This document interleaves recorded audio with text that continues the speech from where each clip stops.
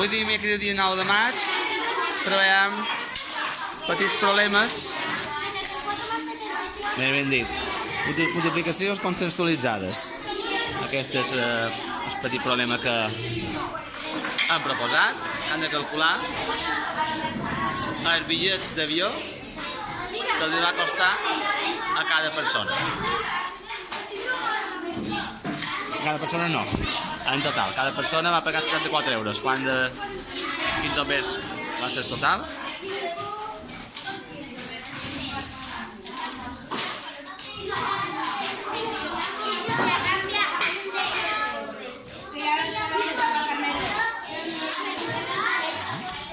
La segona quart.